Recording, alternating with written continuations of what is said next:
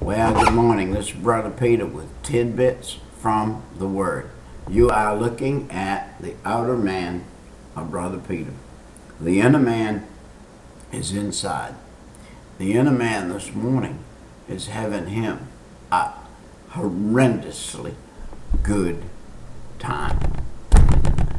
If you weigh everything in life according to the riches you have, I'm the richest man in the world inside this morning, that I have total peace in my life.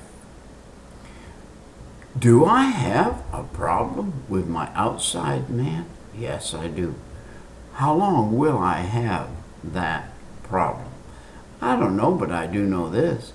I got a preacher friend that said he asked a 90-year-old man, at what age did you get the body under captivity and was able to control it so you didn't have a problem with it? And the 90-year-old man said, I don't know, I haven't got that old yet. And so if he's 90 and he ain't got that old yet, none of us are ever going to get that old either.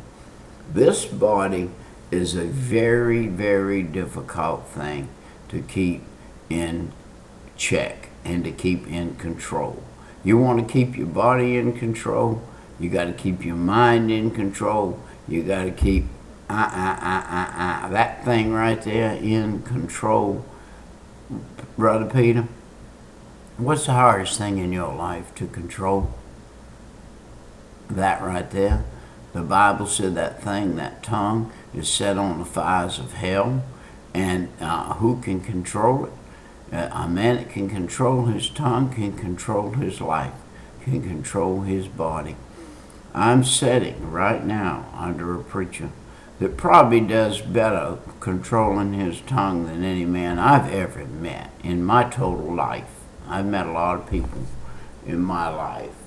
Very few people have I ever met that could control their tongue. I could name one right off the bat that would probably be the first one that I ever met. His name was Brother Ralph Taylor.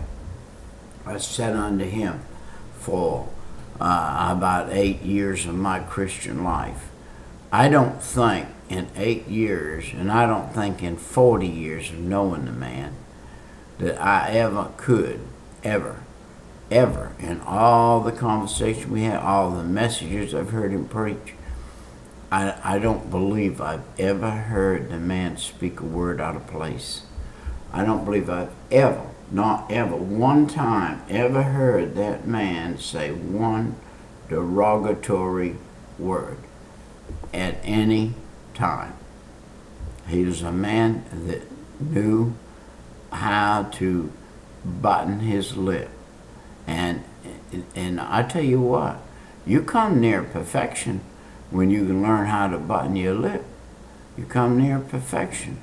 You say, what about that man? Well, what about that man? That man had peace in his heart, had joy, was satisfied with his happy inside man.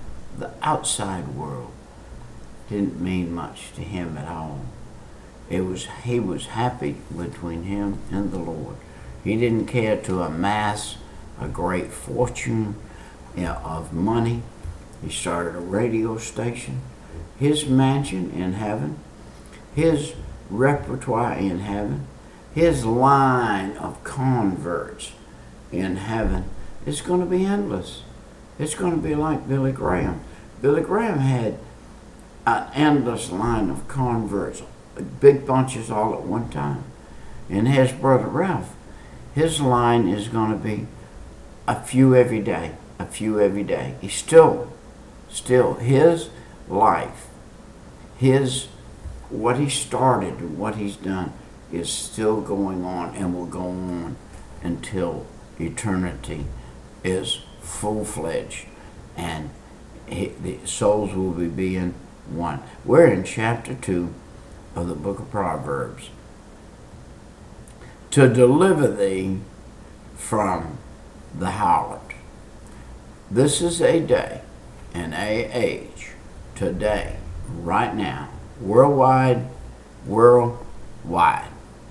where men, listen to me, men have lost their respect for a lady, have lost their respect for a lady. A lady is something pleasant to look at. But if she is not your lady, you have a right to look at her and say that is a pleasant looking lady, even beautiful.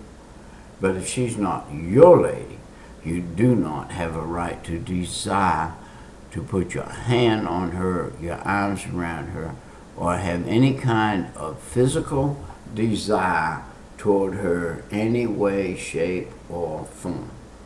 This is unrighteousness. Now, righteousness is to say, this is a good-looking lady. And you can say that, and you can be honest about it.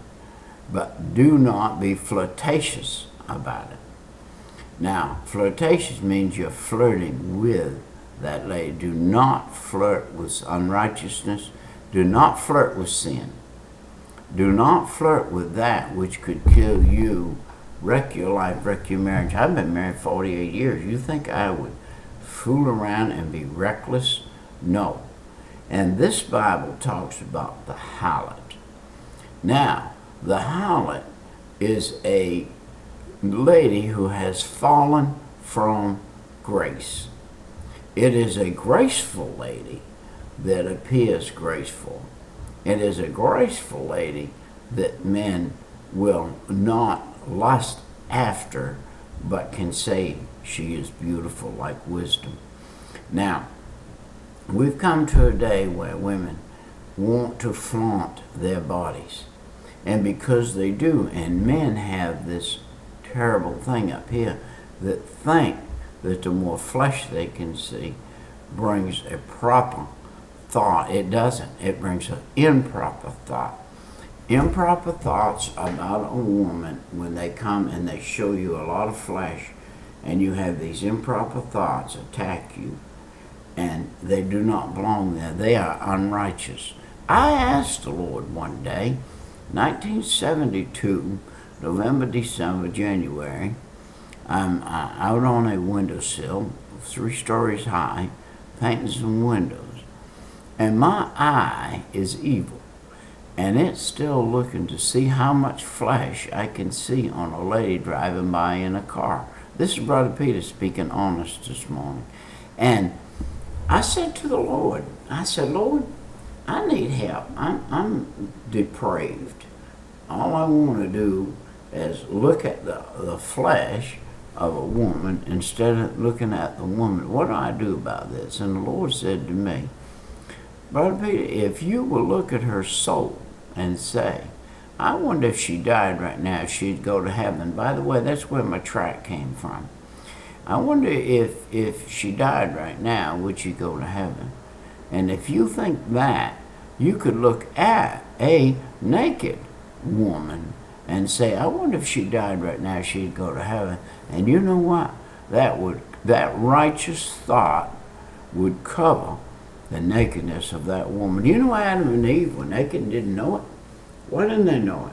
Because they were totally covered by righteousness. And righteousness, there is no darkness in it. Righteousness has no darkness in it. Pure righteousness has no darkness in it. And so therefore, if you could get your brain right, get your mind right, and think, you would have righteousness. And listen, be delivered, verse 16 said, be delivered from that strange woman and from the stranger which flattereth her with words, which forsake the guide of her youth, and forgetteth the covenant of her God. For her house inclineth unto death, and her paths unto the death. And none that go unto her return again, neither take they hold on the path of life.